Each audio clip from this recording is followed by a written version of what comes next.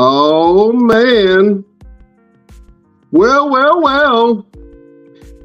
Beautiful people, best damn nation. It is Wednesday, and you know what time it is. It is the Best Damn Wrestling Podcast.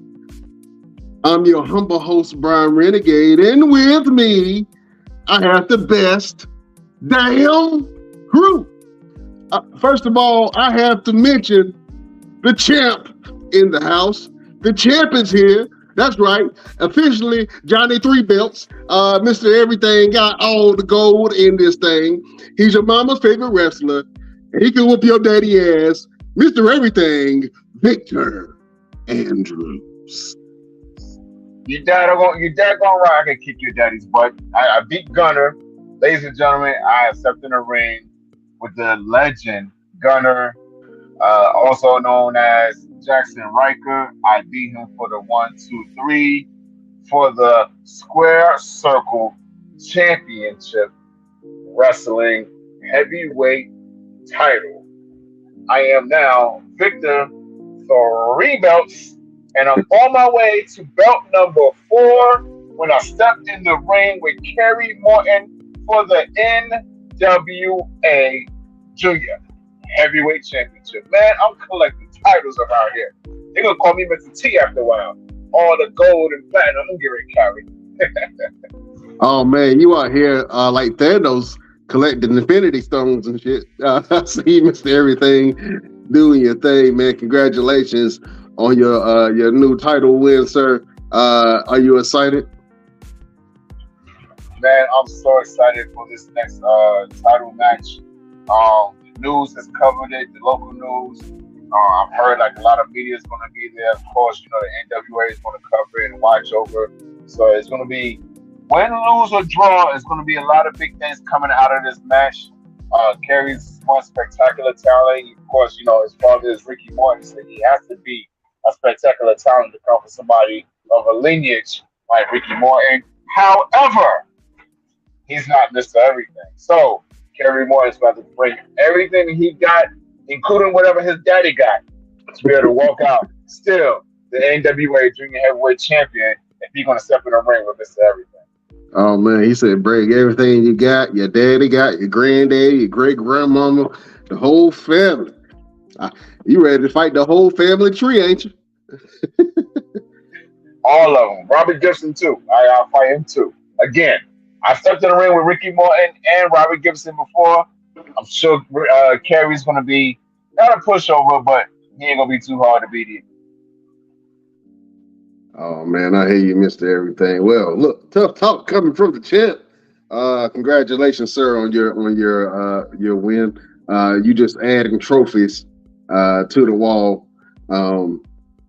It was a I posted the picture of your title run, and a new member came on the page. He was like, "Who is that?"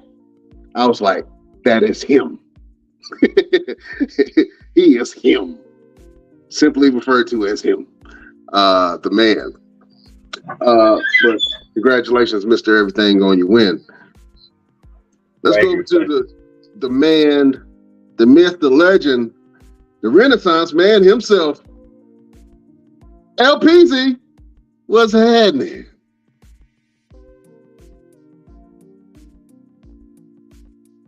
Can't hear you, brother. There you go. I was trying to do something on my TV. That's why I was trying to catch up. I was actually trying to catch up on Monday because I didn't even watch Monday yet. Oh man, there was a lot of stuff that went down, man. We still buzzing off of Puerto Rico.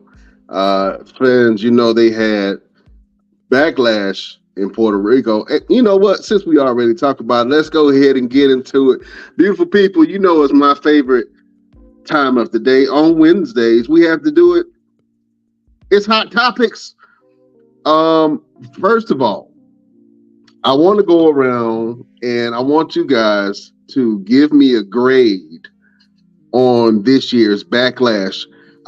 It's a lot of good things that's been said about this Backlash. This is the highest grossing Backlash ever and the most watched Backlash in WWE history. The crowd was absolutely hot like lava. It ain't too many crowds that's like that. I know the crowd in Cardiff was like that, and then the crowd in Montreal was like that. But hey, man, the Puerto Ricans came in and showed out. They came in and showed out, man. I want you guys to give me a grade. You know how we do it. We got to go back to school and give a grade for this year's Backlash. Excuse me, class. Class. Shut up! Wow! LPZ, we go to the genie of the Best Damn Wrestling Podcast, man. What grade would you give Backlash, man, and what did you think about the entire event? I give it a B plus. I'm not gonna give it an A because it wasn't that kind of a pay per view, but I enjoyed it.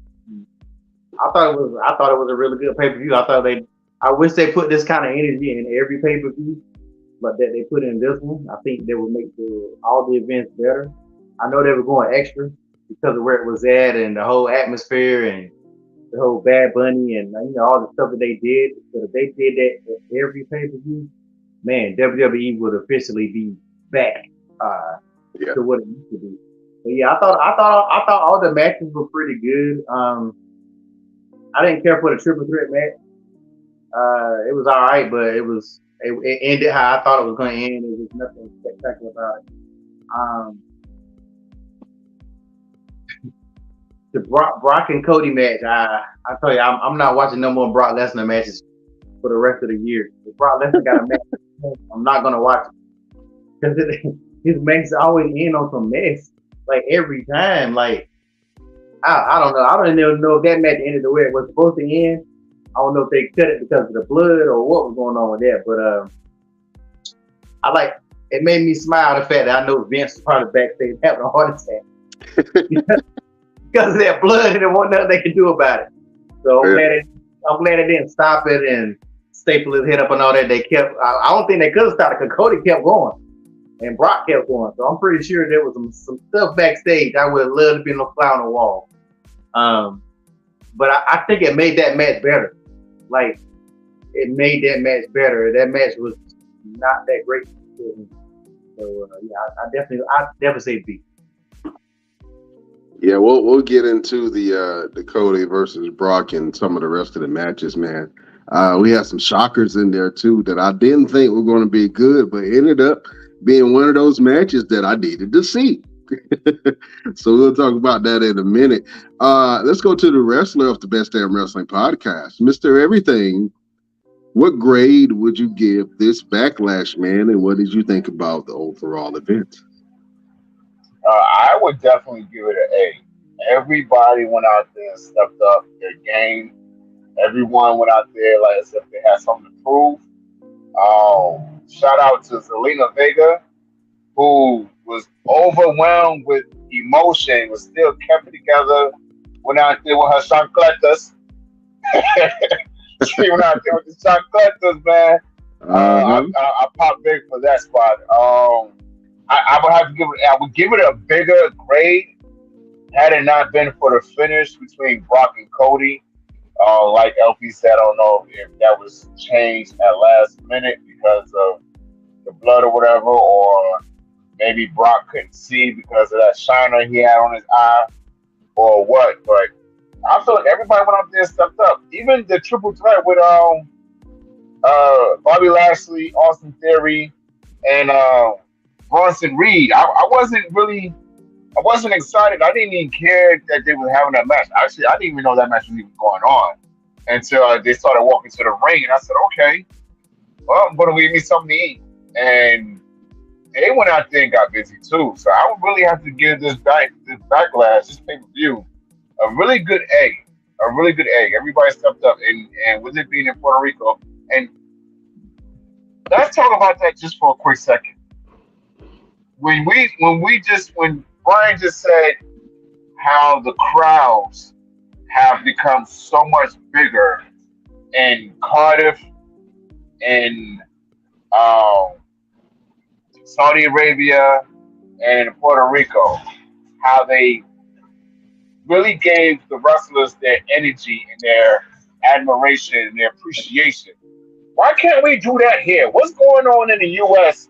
where we act like we too good to get up and cheer and clap and enjoy ourselves? Like, why does the WWE superstars or just wrestlers period gotta go outside the country to feel appreciated for the things that we're doing by putting our bodies on the line, and you want to sit on your hands as if you don't really care, So that's something that really needs to be thought about in the U.S. But other than that, man, I don't want to go too long. Other than that, yeah, give it an A for Backlash. Yeah, man, I think we're spoiled with the familiar. You know what I'm saying? When we see a lot of these stars a lot and we have access to them, they become less valuable whenever the WWE and entertainers go to other countries. Even rappers and singers, when they go to other countries, they're not there all the time. So the appreciation for them being there is greater. And they show greater appreciation, man. And you can see it in some of these matches. When WWE goes overseas, the next event is in Saudi Arabia. We'll see how that crowd is going to interact. But man, that crowd in Puerto Rico was off the hook. Every time, I think one of my favorite things about that entire crowd, and I would give the event Backlash an A. I would give it an A. It really hit on all cylinders for me. I don't think that there was one bad match in this whole entire lineup. And obviously there was a couple of, hits and misses, a couple of mistakes. But other than that, man, the entire event was good from top to bottom. Bianca and Io Sky was an instant classic. I knew that match was going to be good. And Io, surprisingly, Io got a huge pop. LP, we talked about it last podcast. You was like, is Io good? Is she really good? Did you not hear that crowd? Yeah, that's because they don't like us over there. Man, they hear us. That's because they hear us. Just a little light skin. That's it. Nah, they wanted Bianca. They wanted Bianca to lose. Like, yeah, they don't like that. They don't like us like that over there. So I kind of felt that was going to happen.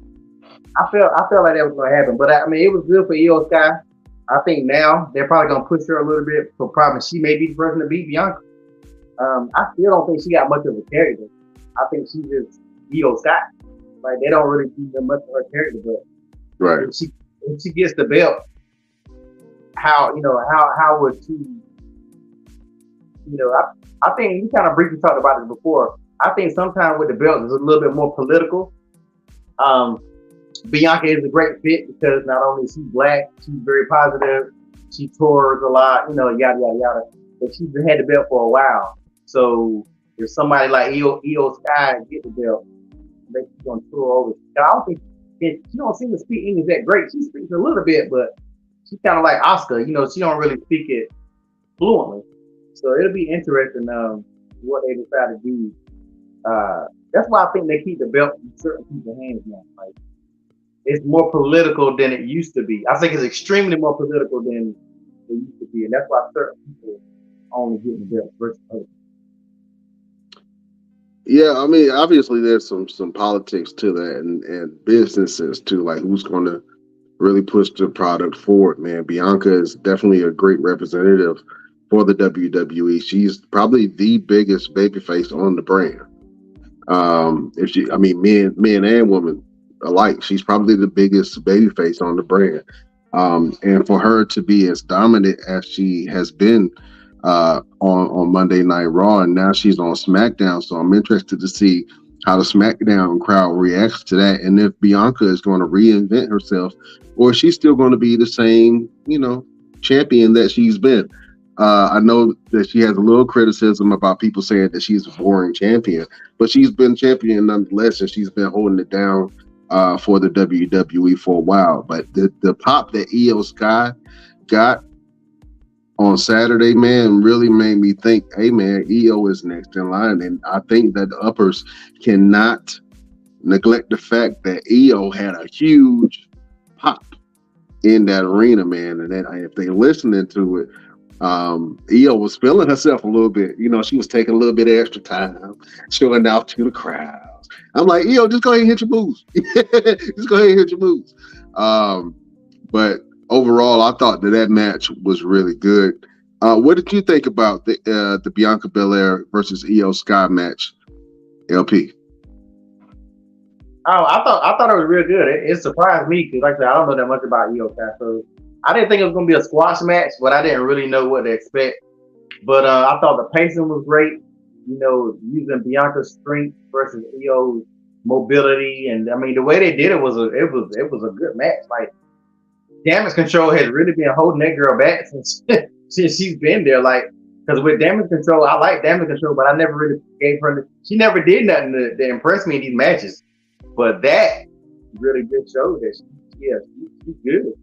So I mean, it's a matter of what they decide to do with her. Now that what they say it's a fluke. Let's see how her response is. Well, she's on SmackDown, right? SmackDown, yeah. Yeah, so I'm pretty sure she'll probably get a pop a little bit, press off the pay-per-view. Come this week, I guess Damage Control about to break up. I don't think she's gonna. But if Damage Control breaks up, this is the thing I spoke about before. Does she become a face? And if she becomes a face, does Bianca go heel? Like, a lot of people want Bianca to go heel. Everybody like, oh, she got to go heel, but Bianca not really showing no heel straight yet. But I think Bianca will be a good heel. But Bianca is a representative, so are they gonna do that? So it's a lot in that equation.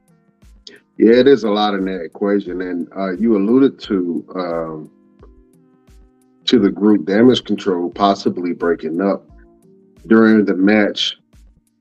Bayley and Dakota Kai came down to help Io, and I don't think that Io needed the help, but that kind of is going to further the storyline of Damage Control breaking up. Mr. Everything, I got a question for you. Do you think Bayley's booty interfered in that match?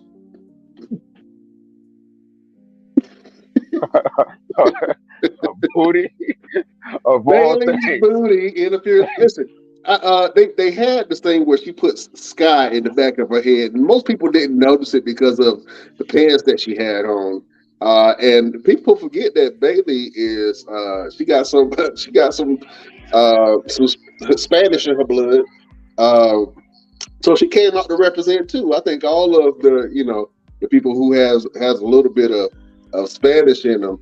And Spanish is a language, so forgive me, but you guys know what I mean. They have that influence. Latino. Yeah, that's where I was looking like Latino. Yeah, so Bayley is a Latina. I think she has that in her family. Also, Cody is half Cuban. I don't know if you knew that. Cody is half Cuban. Zelina Vega is Puerto Rican, and she definitely got love, man. Let's talk about this match real quick because her reception just sent chills down my spine. It made me almost cry. You know, it's certain moments in wrestling that make you want to cry a little bit. That almost made me cry. You know what I'm saying? I can feel it welling up because of the reception that she got. And I think that was one of the moments where Zelina Vega, she felt like she got her flowers on that night. I think that was her WrestleMania. I don't think it gets any bigger than that for her. Even if she wins the title, I don't think that she's ever going to get the type of reception that she got that night. And the emotion that she felt for being a representative of the Latin community and representing the LWO, and also having her moment in the sun, main eventing a pay-per-view after WrestleMania was a huge moment for her. And you can feel it. And the crowd gave her a thunderous reception. I don't know what they were saying, but it sounded like Ale Pumaye. That's what it sounded like. You know, it gave me that vibe. Ale Pumaye. I couldn't remember what they were saying exactly, but man, just the reception that she got, I think was well worth it, man, and I think she deserved that, and she showed up and showed out for her peoples. Mr. Everything, what did you think about Zelina Vega, and how much do you think representation really mattered in this event? Man, it was all about representation in this event. You had Zelina Vega having a big pay per view moment, which she's not had in a very long time. And she went out there and got busy. She went out there and showed that she does belong on a main event stage. She does belong out there in title situations. Um, yeah, she really went out there and represented very well. She represented her family. She represented the country of Puerto Rico. Is wait, Puerto Rico a country or is it what is it like? Is it territory? It's a Whatever it is.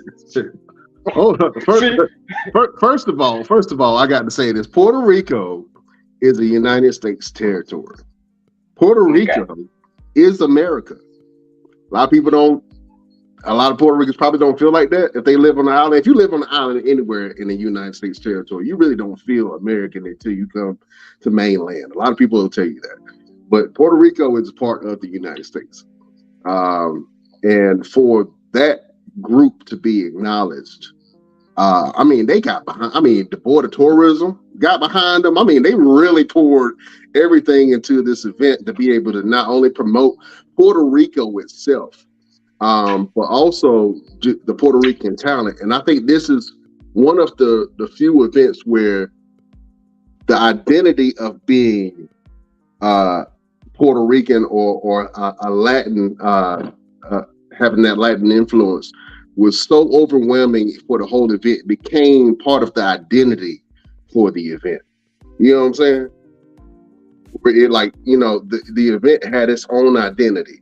And the culture that Puerto Rico brought to it was absolutely amazing. So yeah, it's part of the United States for all of those who don't know. But go ahead, Mr. Everything. Yeah. But yeah, Zelina definitely went out there. She represented very well, and it is about representation. I mean, look at how someone like if they went over to Wales, and they would have Drew McIntyre represent the company, or if they went over to Japan and had Shinsuke Nakamura represent the country, represent the company, in terms of where they're at. When Coffee won Coffee Mania, they went over to Africa and did a bunch of things. So it's about representation, and we just talked about Bianca Belair being a representative of a black culture, black women, black strong women. And Zelina Vega went out there and represented Puerto Rico very, very well.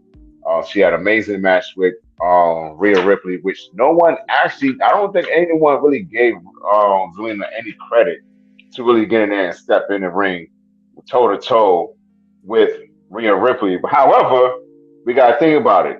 In history, the David versus Goliath style matches have worked very well.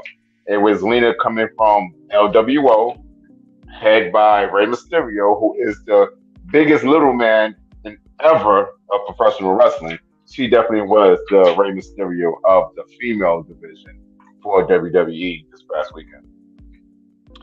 Yeah, I'm gonna tell you something. When Zelina Vega was here and she was with Los Lotharios, I'm sorry, she wasn't with Los Lotharios.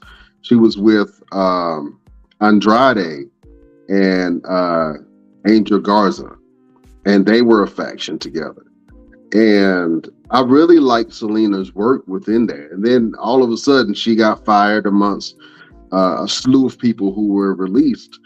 And when she came back, a lot of people were like, "Oh, why is Zelina bad? What is she gonna do?" And I'm like, Zelina was one of the best kept secrets in the WWE. She can talk. She was small in stature, but if she wasn't small in stature, she would definitely be champion. I think she would definitely be champion if she wasn't so small in stature. But to be honest with you, I love Zelina's work back then, and I think that she's where she needs to be. And I want to see her play more of a figure in the women's division. But right now, she's doing really well promoting the LWO. And the LWO right now, man, I think they're on the top of merchandising list for the most sold merchandise within the WWE, even within its short existence. And I think it's going to really grow and gain some traction. So I'm excited that Selena Vega got her time in the sun. Rhea Ripley looked dominant as always. That riptide that she hit at the end and that folding pin, it looks. Well, you want to say something about that LP? Let's talk about this pin real quick. Well, before you get to that, real quick, I do have to disagree with you really quick in terms of Zelina Vega's small stature, because let's not forget Alexa Bliss, who is also as small, maybe even smaller than Zelina Vega, was champion for Raw and SmackDown. So Zelina does have what it takes to become champion. You just got to give her that moment to be able to have that time. But yes, let's get to Rhea Ripley's crocodile pen, if we don't mind, there, gentlemen. Yeah, let's talk about it. It looks really sexual in nature. I'm not sure if it's meant to be that way, but the way that she's folding these girls over like bad laundry. I just want to talk about LP. What do you think about that pin that Rhea Ripley has and her staple as pin? And to be honest with you, we see a trend of women really putting their stamps on their pins. So like Rhea Ripley has her fold over pin. Jade Cargill has her pin after she does a move. She licks her fingers, which is kind of gross after you've been grabbing sweaty women all in the ring. But just in general, a lot of women are starting to put their stamps on these pins, man. What do you think about this pin? And do you think it's overly sexual in nature? No, it's not overly sexual. I mean, we don't have nothing left when it comes to sexual stuff in wrestling anymore. It's nice to see every now and then. I know everything is so PC now, but it's good to see. It's definitely meant to be what it is. Like any man would want to be like, yes, you can pin me. I would let Rhea pin me for a 10 count. So I think every man loves that. It's good to see that kind of stuff. I mean, it's wrestling. And majority of men watch wrestling, let's be honest. You got the kids and you got women, but I'm pretty sure men are still the main demographic of wrestling. So it's still good to see. And I think some of the other females are picking on it. We came up in the days where Stacy Keibler used to bend over and get under the ropes. And who was it? Not Zelina Vega, but it was another chick, Melina. Melina used to do the split and go under the ropes. I mean, it was something that we don't see anymore. So it's still good to see every now and then. But and I didn't say this earlier, but yeah, you hit on the excuse me. With Zelina Vega, with all the stuff she went through, that's another thing that I really think that people got behind her. Because remember, I don't know if she's still streaming, but she was one of the ones who was like, hey, I make more money doing this than I'm doing with y'all, so I ain't going nowhere. And I know that. So I don't know how that worked. So I stood by her with that because I didn't like the way WWE was trying to stop these people from making money. Because you got to make money. You're a contract worker. You're not even that's a whole nother system. But I was really happy for her. And she's big in the anime community and the gaming community. So she has a big following too. Right. You put her over there with everybody knew she wasn't gonna win. Let's just be honest. But what I thought they should have did, and you know they don't ever do this anymore, they could have let her win, and then Rhea could have won the belt back Monday. Like, do you remember when people used to win on a pay-per-view and lose it the next night? So I'm gonna give you an example of that. Zack Ryder. Zack Ryder won a ladder match for, I believe it was either the Intercontinental or the United States Championship. He won, and then the night after that, he had another championship match and then lost the belt. So that was one of those instances where I don't think he was supposed to win, but he won anyway. It seemed like I remember either Jericho or somebody else, something like that happened to one of them too, where they lost that weekend and then they won it back. So just for the pop, they could have, and it wouldn't have hurt Rhea at all. No. Got the belt back. I really felt like since they didn't let Drew win it in corporate, they don't never let the hometown person win. They should like, you know what, guys, we should let her win. That place would have exploded. Like the roof would have been flat overseas. Oh, the whole island would have sunk. The whole island would have went underwater. You posed a good question, and I'm a compound the two questions that I had. Mr. Everything, what do you think about the signature pins that some of these women are doing? And another question is, do you think that the WWE missed the opportunity to pass a up and rising star a belt on a nuclear night? Do you think they should have called a Hail Mary and gave Zelina Vega the belt? So the first question, the signature pins, in the complexity of wrestling, you always want to have something that people's always going to say, you know what, I know her because of this. I know him because of this. I know them because of this move. RKO, Randy Orton, Floating Bro, Matt Riddle, whatever Rhea Ripley's finisher is, I can't even think of it right now. But Riptide, yes. Yeah. You know, you're always going to think of someone with that. And actually, her crocodile pin goes back. I want to say it was the Fabulous Moolah. I want to say that was Moolah's original style of how she would pin people to ensure that they wasn't kicking out. So, you know, that could be an homage to, it's definitely an homage to someone who's done it before she did it. You know, wrestling is one of those things where everything is recycled. Hold on 1 second, guys. I'm sorry. Yeah. Man, that's yeah, it's one of those things where things are recycled. In terms of the nuclear eruption they would have gotten if they would have had Zelina Vega win the title Saturday, yes, they did miss the opportunity. Can they get it back again? Yes, I truly believe they can get it back. Will it be as loud as it was before? Definitely not, because that's Puerto Rico. That's the representation of our country. But you have to put her in a right position for the crowd to really explode as loud as they can, because truthfully, no one expects Zelina to win, and that's how it's going to be for a good while. And I think that WWE can come back from that if they keep pushing it to make it seem like she's never going to win, and then she out of nowhere wins the big one. Let's say SummerSlam. Let's let her win it at SummerSlam. That'll be really big for her. And let her have it. I don't agree with that. And LP shaking his head too. I really think that they missed the opportunity to be able to make a huge impact. And like LP said, I don't think Rhea would have lost anything from losing, because she could have got it right back and then still be a dominant champion. But I believe if Zelina Vega would have won, she would have got the same pop that Bad Bunny got. And let me transition over to that match, because well, before you do that, let's think about it. If they would have given Zelina the title on Saturday and then turn around and give her right back to Rhea on Monday or Friday or whenever, then they would have just been, we just did it for her because she's a hometown hero. It wouldn't. I would have been okay with it. I would have been okay with it.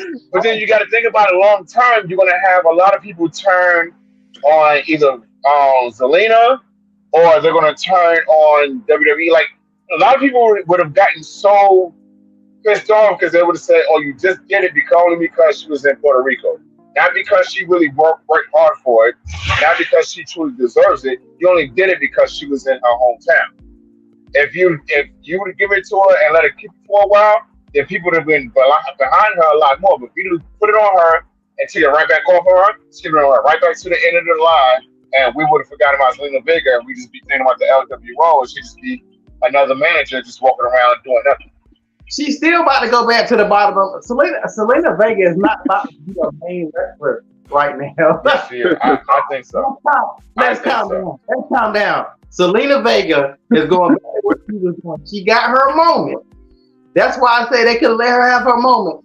They got too many. They don't add it. How many wrestlers, females, did they add in the draft? Like 6?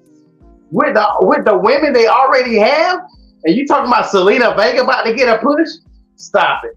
So Selena Vega is about to go back to the the LWO, and do what she been doing because it's been working for her. She don't want to wrestle. She ain't got to wrestle. She getting a check for managing right now. Like, she's not about to wrestle this week. I would be surprised. But no, they could have gave her the belt. Let her get squashed on Friday night. Let's say Rhea took her lightly or whatever. Then Rhea came in and took it seriously. It's not like when Bianca lost the belt from Becky and then she got back later on. Like that was something totally different. This right here would just been a moment. Sometimes you got to give a moment to the fans. Like I watched the video. I'm making sure. I watched the video last week and I meant to send it to you guys in the inbox. They were like all the times that WWE didn't do what the fans wanted to do. Like if Vince think you want to do it, he's not gonna do it. He's gonna do the opposite. That's probably not gonna get the Hurt Business back because too many people want it, and Vince is like, I'm not gonna do it unless he decides to do it. I'm gonna send y'all that video, and I want y'all to watch that video. They talked about when the fans wanted Zack Ryder to be Zack Ryder. They wanted Zack Ryder to be that guy. Vince, like he organically, Vince, like no. Rusev. Let's not forget about Rusev. The fans wanted Rusev. They wanted that time. The fans wanted Daniel Bryan to win, and he got that Batista win that Royal Rumble. Like if Vince don't want you to, if you gonna tell him what to do, we ain't never getting a Hurt Business back because we want it back. So it's okay. They need to start giving stuff for the fans every now and then. Like. It's okay. It's wrestling. People are not gonna. Some people may stop watching for a while, but they always end up coming back. You don't got no choice unless you watch AEW or WWE. I don't know where you watch New Japan at, but it don't come on none of my TVs that I've seen. So, and I don't got time to invest in New Japan. I used to watch Ring of Honor when I didn't have cable. Ring of Honor was the only wrestling I had. I would watch that every week. Ring of Honor used to come on 2 times on Sunday. Oh fuck! You just come on in the daytime in the same episode, and I can tell you everybody on Ring of Honor at that time because that's all I had. So yeah, WWE got sometimes you just got to say the hell with it. Somebody gonna be mad no matter what. So, yeah. Let's go over to the Best Damn Nation, man. Over on YouTube, man, your boy Slim Major said, no doubt they're pandering to the demographic, and it's great. I'm okay with people pandering to the demographic, man, especially when it comes to live events like that, where the crowd is playing a major part in the show. You know what I'm saying? I don't see. I mean, certain things I would probably get pissed off, but most of the time when somebody's in their hometown, like for instance, if you go to Chicago and CM Punk is wrestling, you expect CM Punk to win in Chicago. If you go to Texas, and if Booker T was still wrestling, you expect Booker T to win in Texas. You know what I'm saying? It's just certain demographics where you expect the wrestler that's going to their hometown to win, unless you're trying to get heat on somebody else. In this case, I think that Zelina Vega should have won because she's not going to get another opportunity like that. You know? She will not get another opportunity where the crowd is completely on her side. She will never get another opportunity to shine the way she did. Mr. Everything, you mentioned that in the middle of the match, she went to her mama and grabbed a chancla, a flip-flop. She grabbed a whole flip-flop and threw it at Rhea Ripley. Barely missed her. The ref had to step out the way too. And I mentioned in the chat, I was like, man, if she would have hit her with that flip-flop, would that have been the disqualification? You know what I'm saying? A dangerous weapon in the ring being heralded at high speeds. She could have took somebody's face off. When you say dangerous weapon, you just yes, a chancla is a dangerous weapon. You can ask anyone of Latin descent. That is a weapon of mass destruction. They have the mini asses toe up with that chunkler, that flip flop. You know what I'm saying? Man. Let's go back out to the best damn nation, man. Victor Nash on YouTube said New Japan is on Access TV, AXS TV.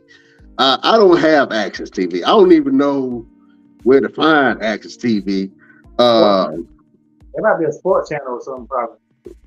Possibly. I think that you got to have a jailbroken fire stick to find that. That's one of them things. That's one of them things you got to go to the black market to be able to get you the hookup to be able to watch that, Jack.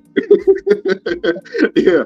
I've wanted to watch New Japan, man, but I'm not too familiar with the product. I know that they have a lot of stars that are crossing over to AEW and WWE too. You know what I'm saying? There's been a few they come from New Japan, Kairi Sane, Asuka, Shinsuke Nakamura, just to name a few. But man, I want to see more New Japan, and we gotta get into it, man, because they still got your girl Mercedes Moné, who lost the title a couple weeks back, man, and a lot of people are kind of gloating on that, and they trying to speculate if she's going to go over to AEW or not. But I will be remiss. Let me go ahead and finish up this card real quick. Fellas, we got to talk about the elephant in the room, man. Seth versus Omos, which nobody wanted to see. Nobody asked for this damn match. Nobody even wanted to really even know how it was going to come out. But the match happened. And surprisingly, the match was good. LP, what were your thoughts on Seth versus Omos? I know you talk shit about it.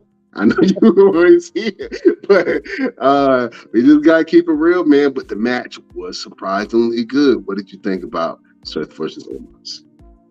Omos' last 3 matches been good. His match against Brock, his match against Braun, and this match. And so I've said it before. He has gotten a lot better than when he first wrestled. He was doing whatever he was doing with AJ Styles and all the other kind of stuff. So my biggest thing with him is winning, getting some wins. Like I know we talked about this in the chat. We can talk about it now. To me, if him losing is not helping him be this dominant big man that he's supposed to be. Like, okay, losing to Brock, I can go with that. Losing to Brian, it don't make no sense, but I can go with it. But losing to Seth, which of course you knew Seth's not losing no time soon. Like they're pushing Seth before, so you knew he was not gonna. You knew that for a fact. So I really wasn't invested in Seth not winning. But Omos, I personally feel like Omos needed to wrestle some mid-carders in matches, like actual, not no scrubs that he just beat down. Like it's a lot of wrestlers like Rick Boogs and all these. There's a lot of mid-carders that's not doing nothing. He could have easily just started chopping them up, but they keep on going for these big dogs, and he loses. Yeah, like yeah, he's probably better than. He's probably the best big man probably I've seen since Big Show. If you want to keep it a buck, his skills. He's gotten better.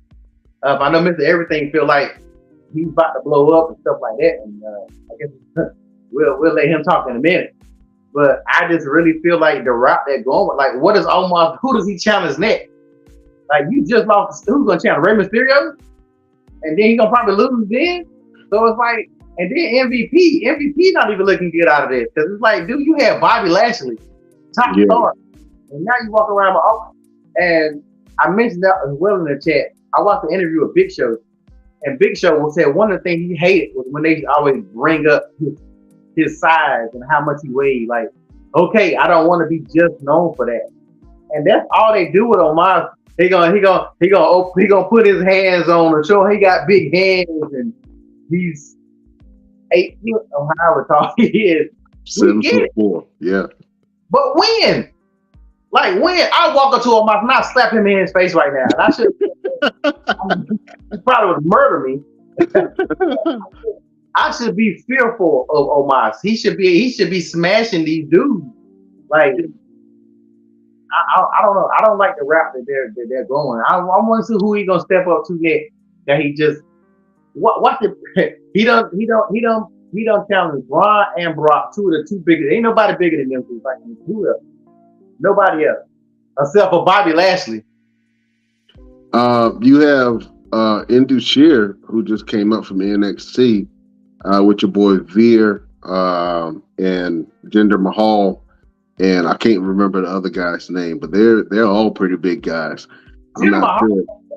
They about to run the show. Like they about to run. Yeah, they about to run. They about to run Buckshot on Raw. I didn't want to cut you off, but that squad, whether people like it or not, I was like, damn. Like if they do that right, I'm just like, why? Here we go with another squad. Can we get another? If we don't get the Hurt Business, can we get a black faction, please? Somebody, we need one. and to clear something up, cause I saw it on the TikTok. The New Day is not a damn faction. I was about to ask you that. Because when I posted the Fear of the Black Faction, right, we got all kind of responses from that. And then one of the responses I remember was, well, isn't the New Day a faction? And if I got to really think, I never considered the New Day to be a faction. I've always considered them to be a 3-man tag team for some reason. And then I think we gotta start breaking down what really makes a faction, right? Like how many members do you actually need to become a faction? Because if you're saying, okay, a faction is 3 or more people, right? Technically, the New Day would be a faction because they have 3 members. Now, a lot of the groups now have like 3 men and 1 woman, like Judgment Day, the OC. They have 3 men. Those are considered factions. So, I think we got to really define what really makes a faction because I've always seen the New Day as a tag team. They are a tag team. They've always put themselves as a tag team. They won the tag team belts. They didn't win the faction belt. They won.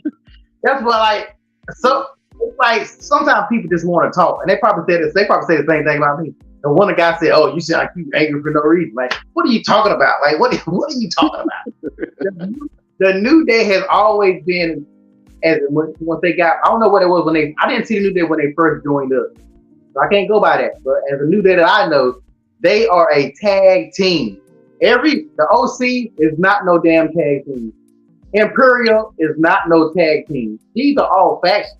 Like, and I say it again, the only 2 black factions we have had are the Nation of Domination and the Hurt Business. If we've had another one, please somebody remind me of a black faction, either in WWE or WCW. Because I can't remember nobody in WCW. There's no group. Crime Time. They wasn't a faction. They were a tag team. Tag teams all day long. Like we have not had a lot of. What was Titus O'Neil? Titus Worldwide? Would you consider that to be a faction? What, like 2 people? It was Titus and Apollo Crews, and then they had Dana Brooke in the group. Yeah, I guess it was 2 people. That's what I'm saying. What really classifies as a faction? You know what I'm saying? Is it 3 of them members?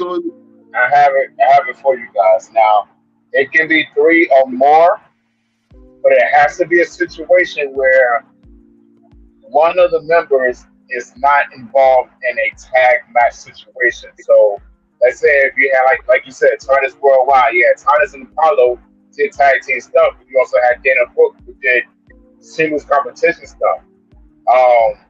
The New Day, Free Birds Rules were a tag team until Kofi won the title. Then they became a faction because they had 2 separate different divisions. They had a tag team division and a singles competition division. So that's where it falls into place. What kind of divisions are you covering? If you're only covering a tag team division within your group, then you're just a tag team. But if you're covering more than one division, then you're a faction. I'm never gonna call it New Day faction. I'm sorry. I'm sorry. If they were a temporary faction during Kofi Mania, then okay. But for the most part, the New Day is is a tag. They were killing. I had to get out that comment section because I was like, I didn't. I'm like, they were just going so hard about it. Like, what are you talking about? No, they are not. And it's still, regardless, it doesn't negate the question.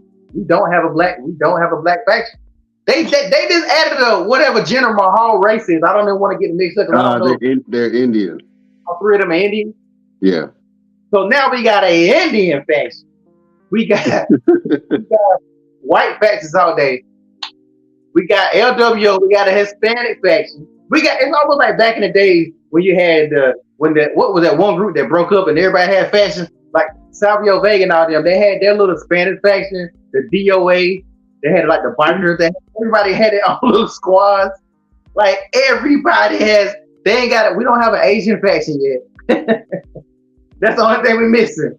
Is the Asian listen, I'm gonna be honest with you. If they did it all, and I'm pretty sure they're not gonna do this, but if they did do all Asian faction women's group, I would love to see Xia Li, Io Sky, and Asuka in a group. That's too much talent. Yo, I don't care. I don't care who else. Listen, they would be so dangerous, bro. Just in the group. But I do want to see more factions, and I like that WWE has all these factions. Of course, AEW has that. If you're not in the faction of AEW, you're not gonna survive unless you're a top star. If you are not in a faction or even a tag team, you're still like, you floating on a raft. You know what I'm saying? On a raft with holes in it. You would have to be in some type of faction. I know that one of the factions that I noticed, it's not really a faction, but they're a group. They're called the Firm in AEW, and we just spoke a few minutes ago about big guys, man. And we talked about Omos being one of the better big guys. Let me go over to the Best Damn Nation. Slim Major says Morrissey definitely is better than Omos. Morrissey now goes by the name of Big Bill, and he was formerly Big Cass in the WWE when he used to wrestle with Enzo Amore. Morrissey, or Big Bill, is a good big guy. He is a good big guy, but I still think that he dwarfs in size compared to Omos. Man, Omos is just a thick. He's a thick giant. Like Big Show was a thick giant. This is a big, full of like what, 400 pounds, 400 or 500 pounds. It was. Yeah, it's a big giant, man, big guy. So I think Omos really he can be poised to be the next big thing. But you right, LP, they got to line him up a whole, like at least 15 scrubs before he get to his next one. Before he get to his next fight. I got something we should do right quick, if we can do it right quick. Since we were just talking about factions, everybody name their top 5 factions of all time. It could be, it doesn't matter the promotion. Top 5 faction or group, the same thing the way I look at it. All right. So listen, we're gonna come right back to that. I like that. Top 5 factions. We're doing that in a second. And that way it give me a little time to kind of think about mine real quick. You know what I'm saying? Because I got some favorite factions, man. Best Damn Nation, if you got your top factions, put down who your top 5 factions are. We're going to read ours in a minute. But let's go ahead and finish up with this Backlash event card, man. We've seen probably one of the most shocking matches was Bad Bunny and Damian Priest.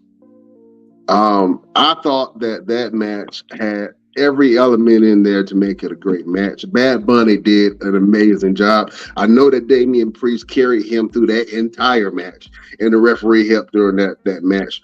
But just in general, I think Bad Bunny did great as a performer. Damian Priest did an awesome job, and he protected Bad Bunny. You know, he took it really easy on Bad Bunny.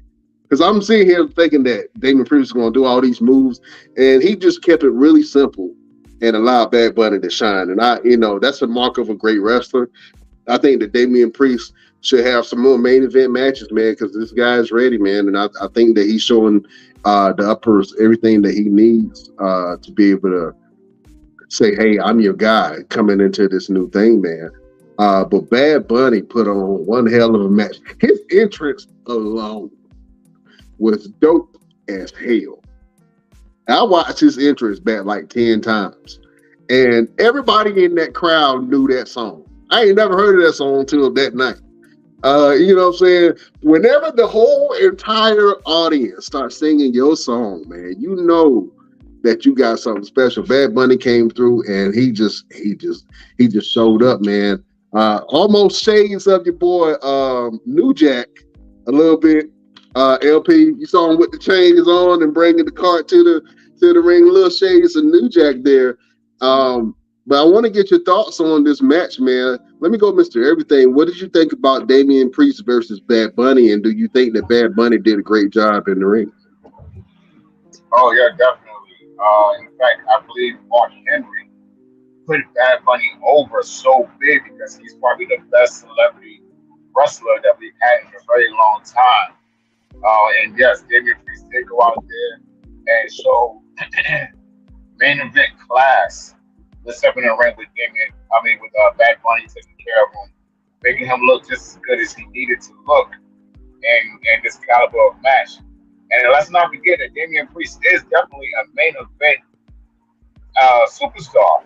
And I think he alluded to that this past Monday when he said that he was going to the ring by himself to compete by himself to hopefully win his triple threat match to advance to the world title situation by himself. So, I think that may be allusion to the Judgment Day breaking up or just Damian Priest getting the flowers that he deserved. But yeah, I definitely enjoyed that match altogether. Yeah, man. I think Damian Priest is really poised to do some great things, man. And I would say, and a lot of people say, that Bad Bunny is probably one of the best celebrity wrestlers that they've seen. I will say that Logan Paul is in that conversation. And I would dare say that Snoop Dogg is in that conversation too. Because whether Snoop wrestled a full entire match or not, Snoop has some very iconic moments in WWE. Does he not, LP? Do you not think that Snoop Doggy Dogg is in that same conversation as one of the greatest celebrity wrestlers? No, I would not watch a match with Snoop Dogg versus. Why you hating on Snoop, man? I love Snoop, but come on now, Snoop, you know good well, nobody gonna watch Snoop in the main event versus Roman. I will watch that. Snoop gonna bring down the whole dog pound. Roman got the bloodline. Snoop will bring the dog pound down. You know what I'm saying? I can see that. But I think Bad Bunny did a great job. LP, were you impressed with Bad Bunny's performance? Oh yeah. I think we're eventually gonna see Bad Bunny versus Logan Paul, but we can talk about that when it happens. But I think eventually they're gonna do that because both of them do a great job. I think both those two are the best celebrity wrestlers I've ever seen through the years. Now I can say everybody from Mr. T to Karl Malone to David Arquette to countless others. Those, Bad Bunny is a real fan. I don't know if he got in trouble for having that jacket on with WWF. Yeah, he had a old school WWF logo on there.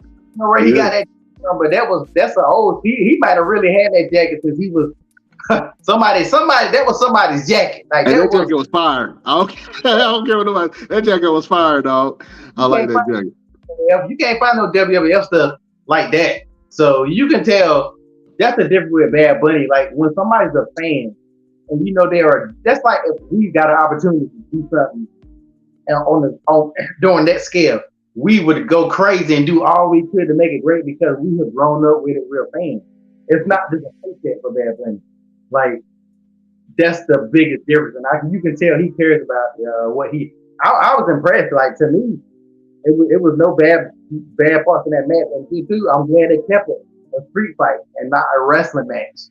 Yeah. And said Damian did a great job on over that as well. I've always kind of liked Damian Priest. He was one of my Ring of Honor guys back when my no cable days. Watching Ring of Honor, I used to always see Damian Priest. I can't remember what they called him then, if he went by that or not. I think it was Priest or something. I don't know.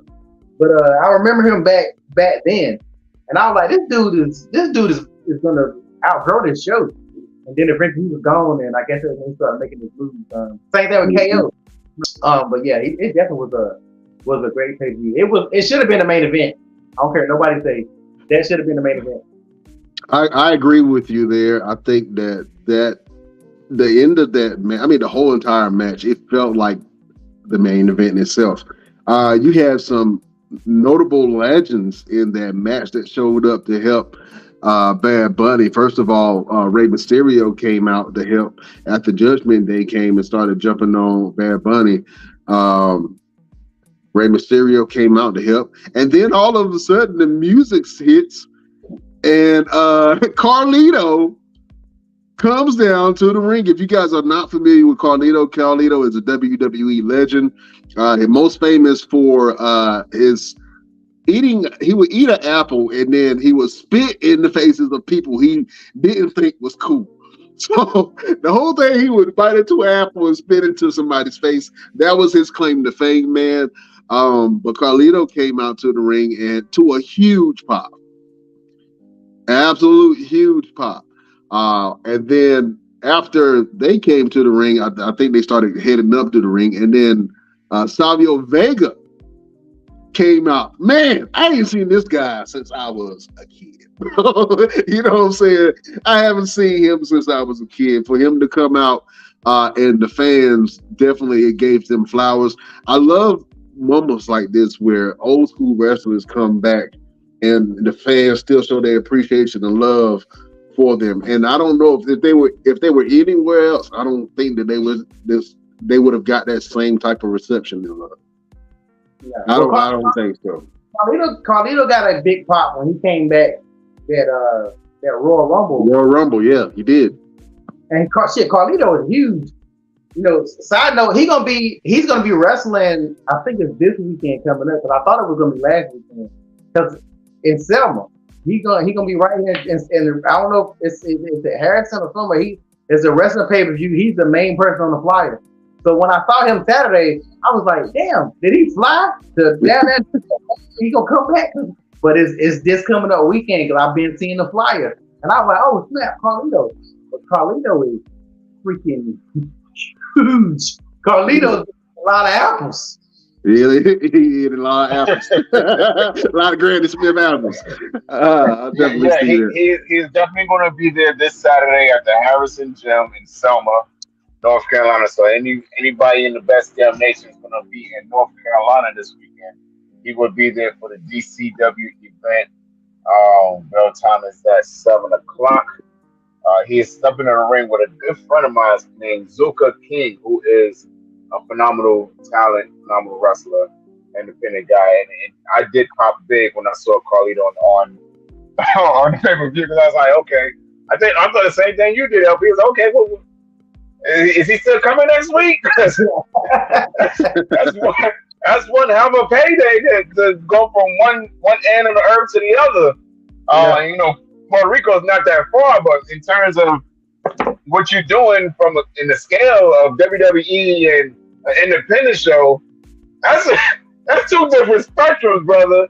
So, you know, shout out to DCW for having Carlito up there after him having that amazing showing at the pay-per-view, and big shout out to Zuka King. I'm gonna see if I can get him on the show next week or the week after to see if we can talk to him about his experience with having a match with Carlito, because that's going to be huge, especially coming off that pay-per-view. That's going to be huge. But continue. I just had to throw that out there. Yeah, because that was exciting. Oh man, so yeah, if you get a chance, Best Damn Nation, go to Selma and check out your boy Carlito. Get down. He was just in one of probably the biggest events of his life in Puerto Rico. But I think that this is a good opportunity for you to go see some WWE superstars and legends and Carlito. Real quick, fellas, we got two more matches I want to briefly talk about. We had the Bloodline versus Sami Zayn, KO, and Matt Riddle. I thought the match was pretty good. We done see some interactions with them, so it ain't really much to talk about. It just kind of feels like the same story. But the match was good. Don't get me wrong. Real quick, LP, what did you think about the Bloodline versus Sami Zayn, KO, and Matt Riddle? It was good, but I don't want to see it no more. Like, I don't know what they got planned, but I'm over seeing.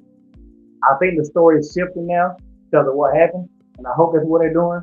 And then they're on two different shows now, and apparently they're gonna let the boys keep them belts.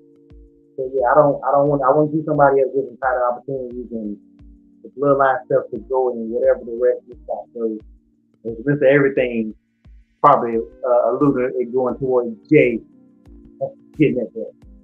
Yeah, man, we had a moment in the ring where there was some miscommunication between the brothers, man, and rare indeed. And then Solo Sikoa had grabbed up Jey Uso was about to give him the Samoan spike to the throat, and then he what's crazy?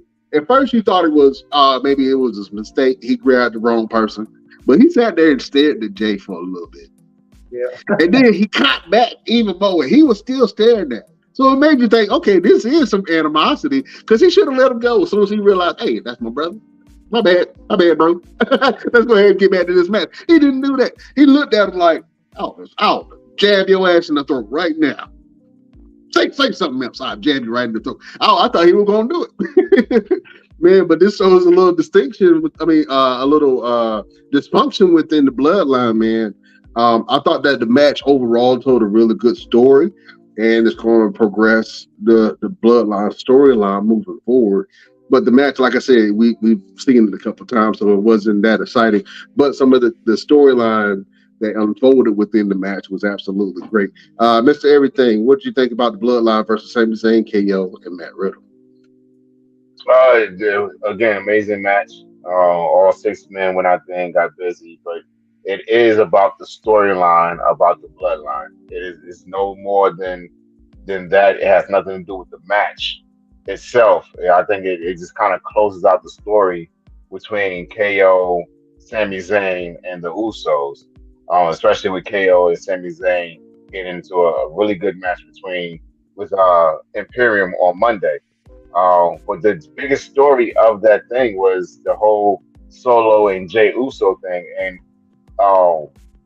one of the things that I always pay attention to is like the small details. And the small details of that thing was Jay looking at Solo and saying, "Oh, you're gonna hit me? I'm your brother, not him."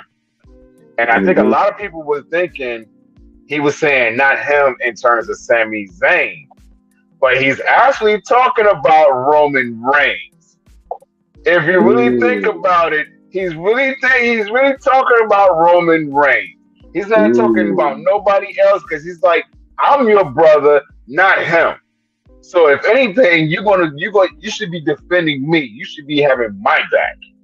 Not worried about doing something that somebody else is telling you to do because it's been alluded to for the last couple of weeks and Jay haven't been paying attention to it. Now, I don't know what Jimmy's smoking or drinking or what he doing, his head in the sky. He ain't paying attention. He don't see none of this happening. He laughing the entire time, but Jay sees it.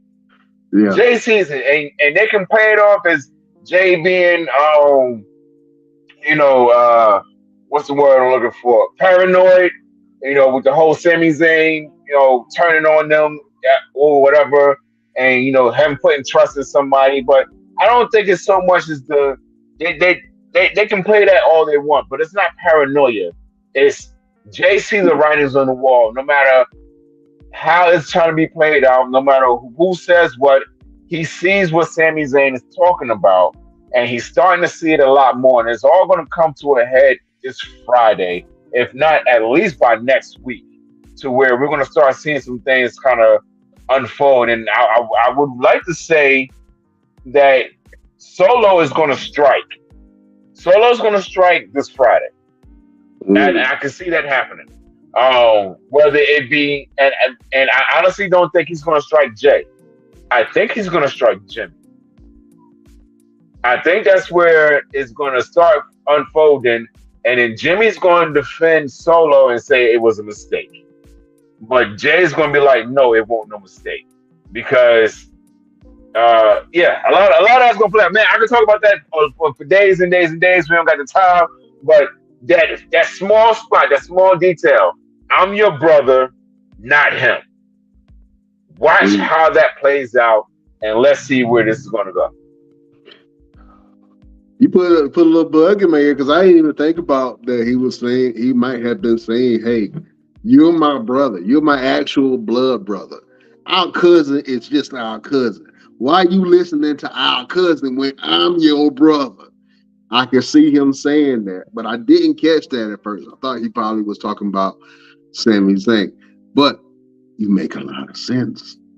You make a lot of sense, man.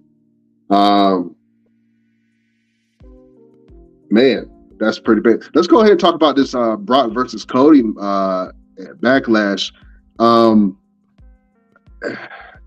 It was a battle back and forth. Brock pretty much just decimated Cody the whole time. Cody kind of got away with taking off the turnbuckle, and then Brock ran directly into the turnbuckle, busted himself wide open. We talked about it a little bit earlier. He was gushing all over the ring, bleeding all over the place.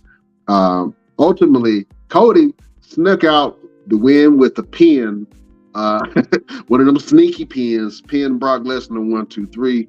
Brock Lesnar was not happy. The next night on Monday Night Raw, which I want to talk about just a little bit while we got a little bit of time, there was a 3-way contenders match for the World Heavyweight Championship on Raw. Seth Rollins versus Finn Balor versus Seth Rollins versus Finn Balor versus somebody else. I can't remember right now. I had it written down. It was Damian Priest. Damian Priest. So Seth Rollins won his match, first round match.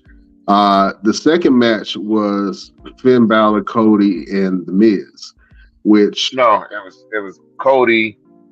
Yeah, Cody, Finn Balor, and The Miz. Yeah, you're right. Yeah, Cody, Finn Balor, and The Miz. I couldn't remember who was in the first match with Seth. Shinsuke Nakamura. Yeah, Seth, Shinsuke Nakamura, and Damian Priest. Damian Priest, yeah, that was the first one. Seth Rollins pulled out the win on that one. The second fight was Finn Balor, Cody, and The Miz, which was a great fight also. And within that match, Cody Rhodes had hit the crossroads on The Miz 3 times. You thought it was over. And then all of a sudden, this guy in the hoodie pops up, pulls Cody Rhodes out the ring, and F5's here onto the floor. Takes the hoodie off. It's Brock Lesnar with a shiner. Oh man, it looked like he had FX makeup on. He had eyeliner and all. He had all this was puffed up. All this right here, that was puffed up. And then he had this big ass gash that was in the middle of his forehead, man.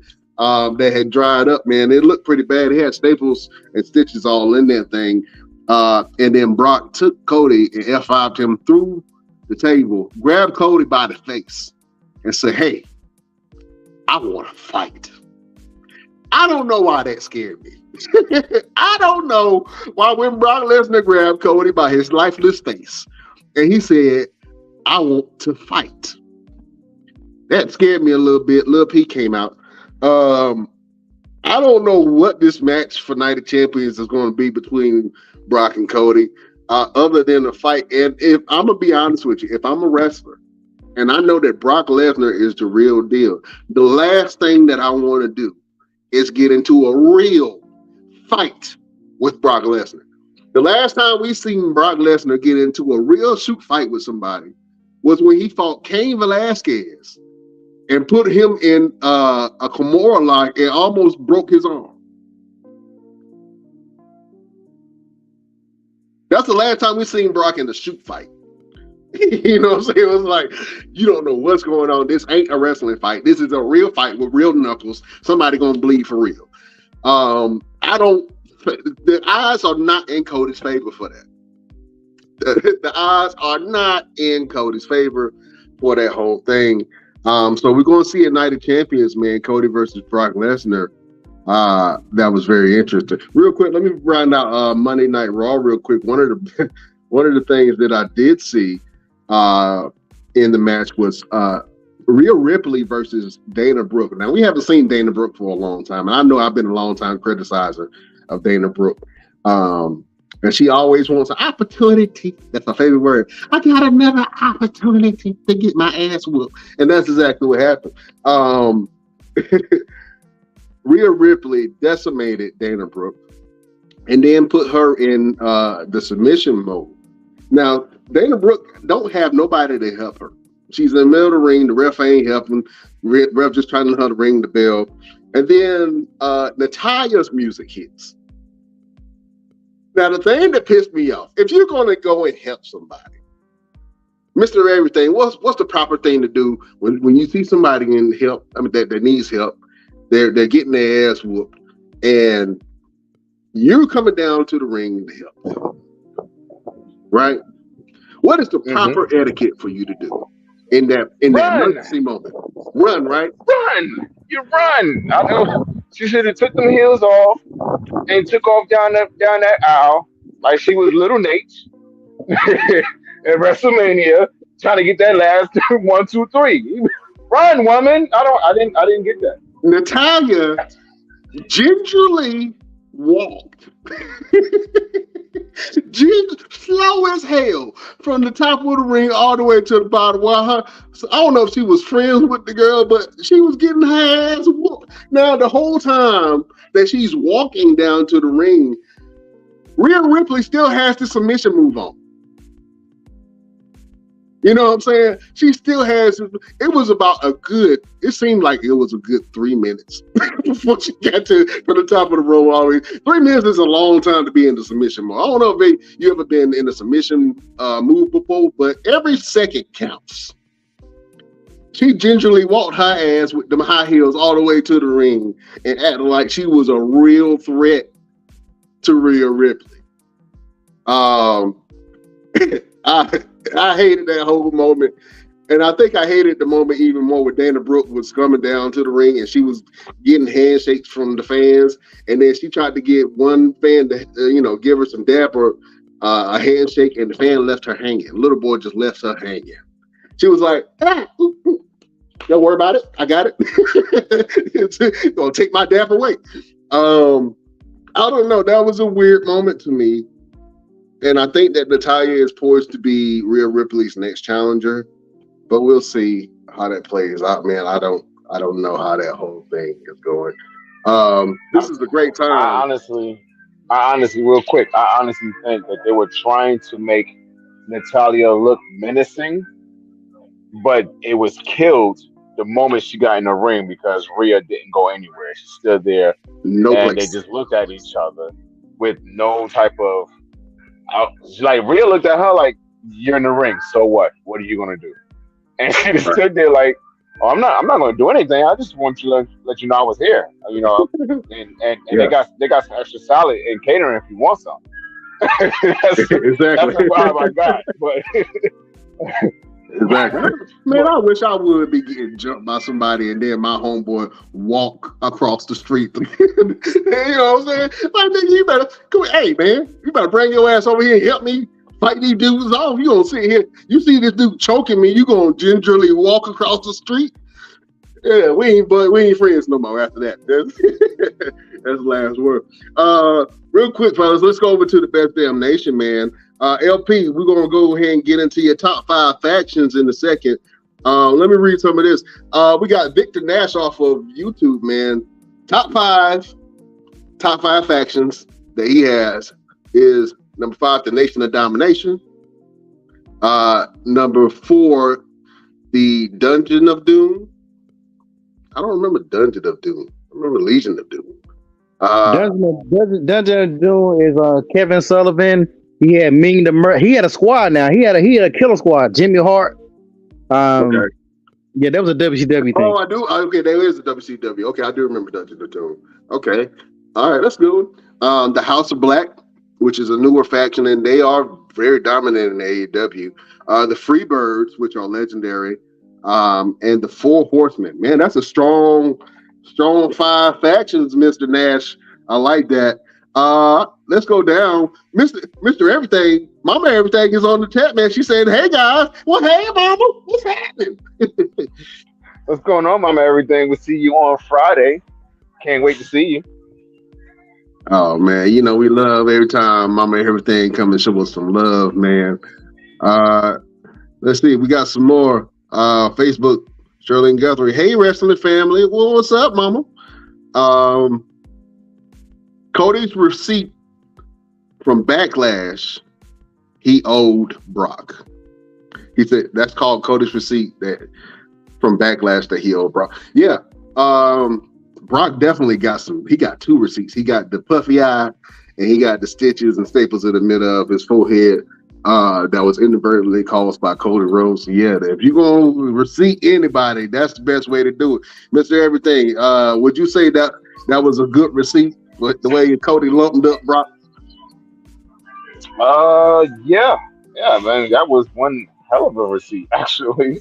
I don't think that's a ticket I would want to pay, but it worked out. I mean, it told the story, though.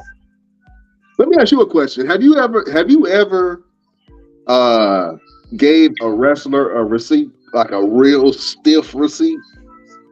Man, I'm into everything. You have to ask me a better question, brother. You have to ask me if anybody's ever put themselves in a position where I needed to give them a receipt. Let's start there. Start there first. Look, Mama Everything ain't raised no fool. She ain't raised no dog turkey, okay? But no, I never had a situation where I needed to give a receipt. Unless it's something like maybe like a chop. You know, if someone went in there and they want to chop too hard or whatever, then I had to show them that my chest ain't soft, bro. I got steel under this skin. But no, I never really had a situation unless we talk about the Pancrase fight that I had several years ago that I get picked on about every now and then because the entrance of the fight was longer than the actual fight. And the guy that I did have the fight with, I choked him out in less than a minute. But we're not going to talk about that. But that was his own fault. But no, I never had to give anybody a receipt. Never had to receive a receipt either. Oh, man. That's funny, man. We also got another comment here. It says, I would not rush towards Rhea. She was definitely scared. You know what? Like I told y'all before, I've seen Rhea in real life. She is definitely intimidated for a woman. I would hate to kind of walk up to her and ask her for anything. I don't know how that's going to be received. But I know why Natalya gingerly walked over there because she wasn't going to rush to her ass whooping like that. I'll tell you that much right now. But fellas, Mr. Everything, listen, you had a knockdown, drag out fight. And then you just so happen to bless us with the interview from your defeated foe, Gunner. So, beautiful people, prepare yourself for Mr. Everything as he interviews everybody.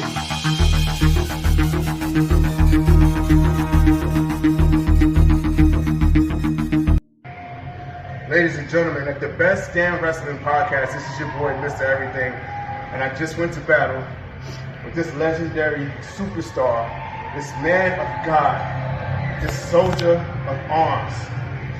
You know him as Gunner, you know him as Jackson Riker, I know him as a really good friend. Ladies and gentlemen, my good friend, Gunner. Appreciate tonight, man. Appreciate tonight. I know, I truly appreciate it. I've seen you 13 years ago in a locker room like this, and I've seen you grow, and I've seen you go to TNA, I've seen you go to NXT, WWE. Out of everything that you've ever done, what is most special to you in everything that you've done? Man, wrestling or in general? Oh yeah.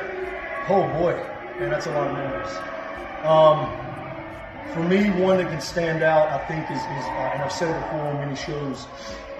I'll say 2 things. One, in 2012, I got a chance to wrestle Sting. I grew up watching. But then in 2014, me and Nick Aldis, Magnus at the time, main evented Manchester Arena for the world title. That stands out to me because I remember just how electrifying the crowd was. We went into that match, long story short, Nick from that area in England, and we're thinking, dude, this will backfire. But they hated him, they loved me, he told a story, and it's just, that's one of those memories I think that'll last forever for me.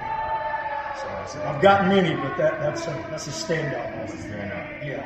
Man, you are an amazing individual. You are a blessing to me, all the guys in the professional wrestling business, not just this locker room, everybody.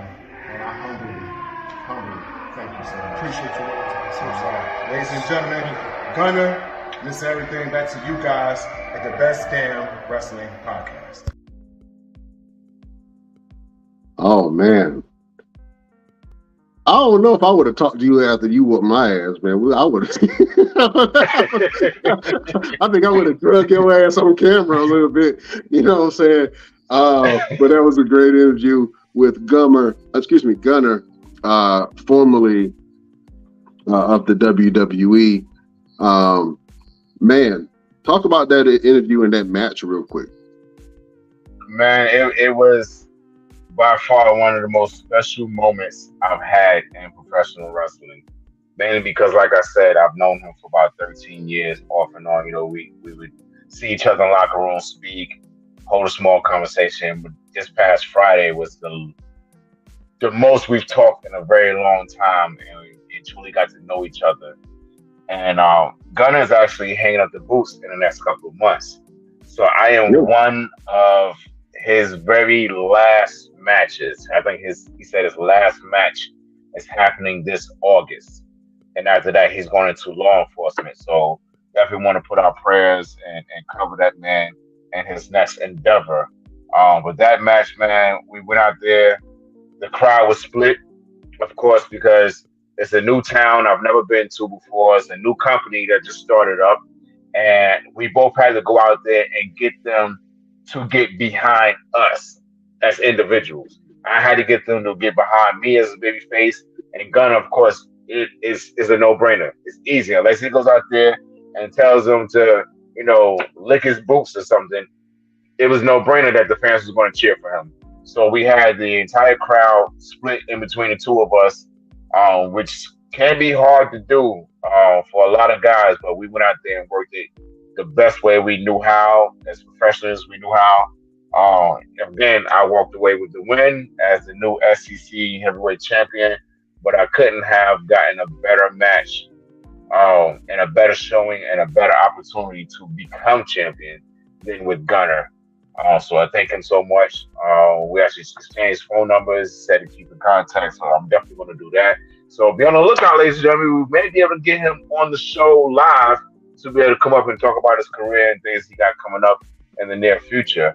And again, he's one of those guys that's very heavy in religion, and he's a man of God, and he speaks throughout the Bible and things of that nature. So I always respect him in that regard.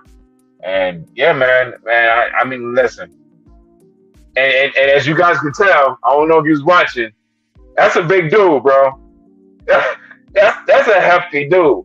But I ain't no small fry. I've been in the gym, and I was very happy by saying that song, because I was like, man, I don't look that little. I look smaller than he does, of course, but I don't look little. And I was very happy with my progress and getting some size on me, man. Because I've been working hard in the gym, bro. I've been doing like 1,000 reps a day and whatnot. Like, I'm going crazy. So I was very happy about being able to look good next to him and look good in the ring with him. And if you guys want to see that full match, we'll drop it in the Best Damn Wrestling Podcast group. And you guys can go up there and check it out and leave some comments on the video. Let me know what you think. Let me know if you felt like he should have won. Let me know if you felt like it was good that I won. It doesn't matter because I'm still champion. But it'd be good. It'd be nice to have your opinions though. So let us know, man. And I appreciate you for always putting these interviews up, man. I'm actually getting a lot better with these interviews, bro. I actually, man. I don't know what. The next interview that you come across, I'm gonna go ahead and write out a line of questions, man. Just a different things, but I enjoy you doing your thing. Whenever we get some more people on, man, we gonna grill them We would love to have Gunner on. So, hey, man, Gunner, you are invited to the Best Damn Wrestling podcast, man. Whenever you want to come on here and talk to the crew, we could talk about a myriad of things that you're involved with, my brother. But I watched the match. It was a really good match. The crowd was definitely invested into the match itself, and I'm happy that Gunner has found a home or homes away from the WWE since he's left, and he's still doing his thing, man. So that's great to see. And congratulations again, Mr. Everything, on your belt, sir. And beat me up. Thank you very much. Yeah, man. Real quick, we're about to end the show. Let the beautiful people know what your top 5 WWE, I ain't gonna say WWE, top 5 wrestling factions. Let me go. You going with me first? I'm gonna go LP. Yeah. I've been off camera for kind of quiet. We ain't used to LP being quiet. We're gonna go LP. LP, what are your top 5 wrestling factions of all time? Oh man, yeah. Even though I brought up this damn topic, I didn't realize how hard it was going to be. Yeah, I brought it up because there's a lot of factions that I like. I'm not gonna put them in. I'm not gonna put them in order. I ain't got time for all that. I'm just gonna tell you who my top 5 are. All right.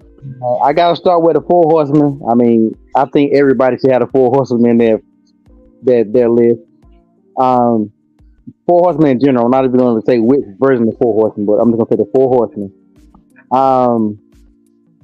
I got the Main Event Mafia from TNA. The Main Event Mafia was a squad to me. Like, I really like how they did that. I really wish they could have did more with that on another brand. But you got Sting, Booker T, Big Papa Pump. Like, that squad. that squad was crazy. Yeah. NWO, but I'm gonna say NWO Red and Black because the Wolfpack, that was my NWO when they split up, and you had Big Sexy, Rey Mysterio, and Conan and Sting. I think they had Luger in there too, if I'm not mistaken. That was my what's that, 3? Yeah. 4, I'm gonna put the Hurt Business. Of course, I'm gonna put the Hurt Business in my squad. For we all know why. The last one was hard. I gotta go with this faction because they were one of my favorites of all time, and they had me getting in trouble in school and telling people to suck it. Just being crazy. I gotta have Degeneration X on my squad, man. I can't not have them on there. Honorable mention to the Bullet Club, because the Bullet Club is an amazing faction, and Evolution. I'm gonna give them 2 honorable mentions. I ain't gonna give a lot of honorable mentions, but them 2 because they was hard. Yeah. Okay. I didn't even think about. I don't know why Evolution just kind of skipped my mind when it came to great factions, but they were a really great faction. Mr. Everything, what are your top 5 factions of all time?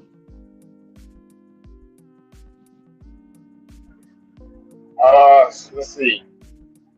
LP did have some really good ones. I have to say, I would have to say Nation of Domination. Let's throw in the NWO. Let's throw in Nexus. Gotta throw in Nexus. Wow. Nexus Okay. was a wild bunch of savages, bro. Like, if the Nexus was coming to the ring, you knew somebody was getting their ass whipped. No doubt. This is a faction that jumped on Undertaker, John Cena. They jumped on everybody. Like, it was nobody that was exempt. Of course, you gotta do Degeneration X, and you gotta do the 4 Horsemen. Honorable mentions would be, for me, LWO, and the Bullet Club for me. Okay. All right. I like you guys' choices, man. With mine, I think I'm gonna go with one of the groups that defined my childhood. Well, at least my teenage years with DX, D Generation X, one of the greatest factions of all time. I'm also going to have to go with the Nation of Domination, which was foes of DX around that time. But the Nation of Domination did a myriad of things, including bring up Dwayne The Rock Johnson. And Dwayne The Rock Johnson would not be The Rock right now if it was not for the Nation of Domination. 100%. I'm going to go NWO. Is one of my favorite factions from back in the day. Also, I'm surprised you guys didn't even mention these guys. The Hart Foundation.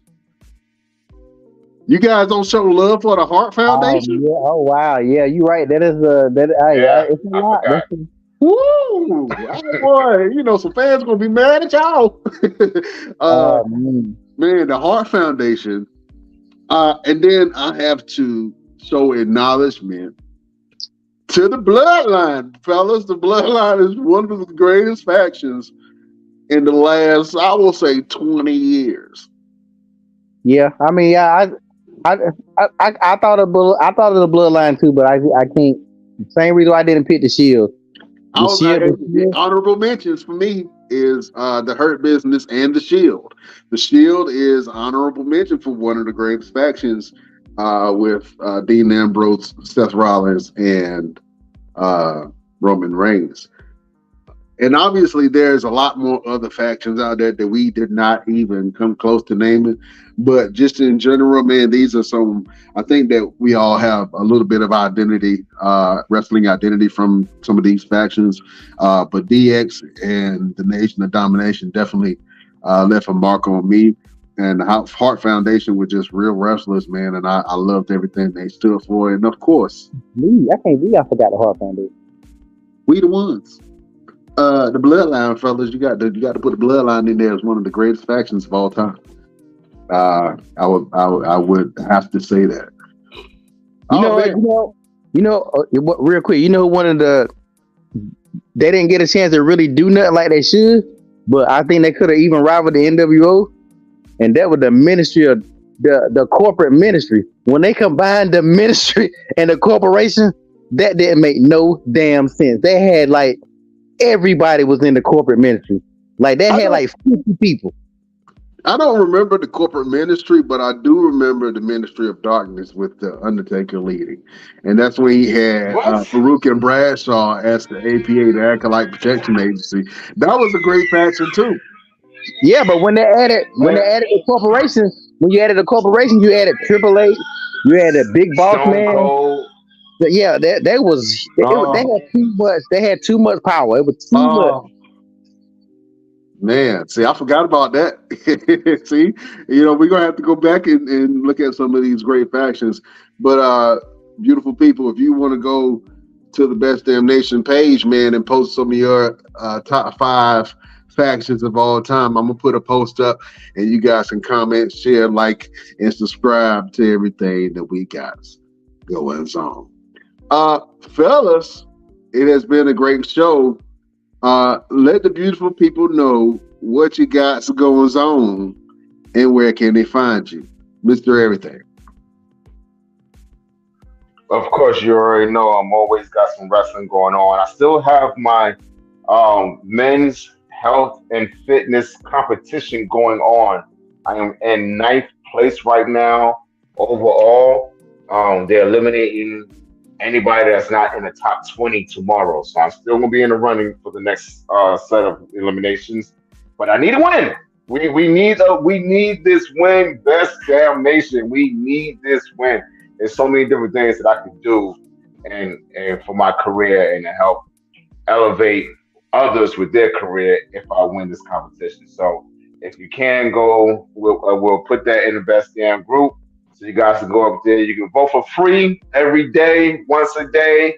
Or if you want to purchase some votes, you can do that as many times as you want throughout the day until the competition is over. But we need to win You guys can go to my website, www.rooseveltconyers.llc.com.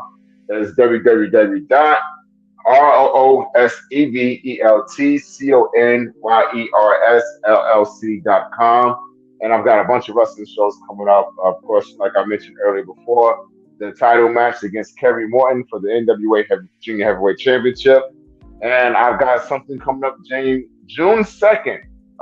You guys will see exactly what that might be if everything goes to plan. But I'm out here, man. Just let me know. Just get up with me and go to my Instagram, Roosevelt Conyers LLC, and link up with me. Let me know what you want. Let me know what you've been trying to do.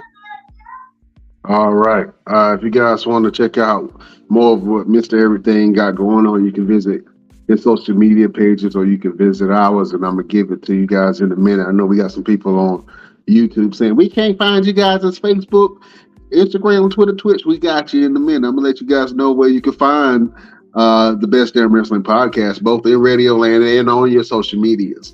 But real quick, LPZ, what you got going on and where can the people find you? As always, Instagram, spell the word out, One Click Photography Shoots. I'm always doing photography nonstop. Upcoming events will be posted soon on things I got going on. Just pay attention and stay active on my page, and you can catch everything I got going on. All right. And LP usually got a lot of stuff going on, so go ahead and check out some of his work and keep an eye on some of his next fashion shows and events that he has planned throughout this year from the great LP. My name is Brian Renegade. You can find me on all platforms at Brian Renegade. And if you want to follow the show, well, we got a lot of places where you can go and check that out. So if you want to follow us on social media, you can go to our Instagram at the Best Damn Wrestling Podcast. You can go to our Facebook group, the Best Damn Wrestling Nation. You can follow our Facebook page at the BD Wrestling Podcast. You can follow us on Twitter at Best Damn Crew. You can follow us on Twitch at the Best Damn Wrestling Podcast. And you can follow us on TikTok at Best Damn Wrestling Podcast. And if you want to support the show, well, beautiful people, only thing you got to do is go and check out our Patreon. Go to www.patreon.com/the Best Damn Wrestling Podcast. For as low as $5, you can support your boys and you can get all kind of goodies. We got shirts, we got hats, we got mugs, we got socks, aprons, shoes, all kind of goodies for your pleasure. So go to our Patreon, www.patreon.com/the Best Damn Wrestling Podcast to support the show. You can check out a lot of our old episodes that we have on YouTube, on Facebook, and all kind of platforms that we're on our social medias. If you're in Radio Land, you can listen to us on iHeartRadio. You can listen to us on Pandora, Twitch, Stitcher, Google Podcast, Amazon Music, Amazon Podcasts. Anywhere that you can get your podcast, you can listen to your boys. I think we're on like 13 or 14 different platforms. So you can listen to us wherever you get your podcast. And if you want to watch your boys and watch other episodes of the Best Damn Wrestling Podcast, you just go on our YouTube or our Facebook pages and watch your boys get down. Fellas, you know we do this each and every week. We got to leave the people with a little inspiration, a little motivation, a word of sorts to get through their week, to get through their lives. Mr. Everything, do you have a final word for the beautiful people? Absolutely. No matter how hard it seems, no matter how long it's going to take, dig deep and make it to the finish line. 6 years. It took me 6 years to get my bachelor's degree, but I did it. I did it, and it's mine, and no one can take it from me. So no matter how hard it seems, ladies and gentlemen, dig deep and make it to the finish line. Oh man, dig deep and make it to the finish line. That was a great word from the great Victor Andrews. LPZ, do you have a final word for the beautiful people? If it smells funny, don't eat it. Great advice. Great advice. If she smell funny, don't eat it. I mean, if the food smell funny, don't eat it. That's what you refer to? Yeah. I don't know if you mean food or people, but a little bit. Go ahead. No, I'm gonna let you take that from there. I don't want to. I'm trying to let you finish that out. I said my part. You finish. Oh man, if it smells funny, don't eat it. That's a good word from your boy LPZ. Beautiful people, I guess my final word would be never lose faith. Never lose faith in yourself. Never lose faith in people. I know sometimes when people do you dirty, you kind of don't want to mess with nobody. You kind of just want to stay to yourself. If you're going through some things, you probably don't want to really have a lot of people around to talk to. Or, you know, even if somebody got some good advice. Good advice sounds horrible when you're not feeling good and you're not listening. You know what I'm saying? So just have faith in yourself. Have faith in the person that you pray to, your deity that you pray to. Have faith in your abilities, and always believe that whatever you put your mind to, whatever you put your heart in, that you can conquer it. I wrote this adjective that's really intriguing to me, and it's called feet. Whatever you do, you need feet. If you want to be successful and move towards your goal, you need feet. And what is feet? Well, it stands for focus, energy, endurance, and time. You need all of those things to become successful. But no matter if you have focus, if you have energy, if you have endurance, and you have time, none of that means anything if you don't have faith. That is my word for today, beautiful people. Was that good, fellas? Was it okay? Decent word? I like that. Absolutely. Yeah, you gotta have feet, man. That y'all can use that. You gotta have feet in the game. You gotta, and then if you got 2 feet, that mean you got 2 wait. Is you supposed to say 2 or are you supposed to say a pair? 2 feet. A pair of feet. Is it a pair of feet? 2 foot? A pair. It's a pair. Yeah. A pair of feet. Yeah, 2 2 feet foot. together. But a pair of, yeah. Okay, yeah. You just gotta have 2 feet. I know that's wrong as hell, but you know, if you have focus, if you have endurance, if you have energy and time, you can reach your goal a lot faster. If you got 2 feet, if you got somebody that's working with you, if you got a whole army of feet, that's even better. You know what I'm saying?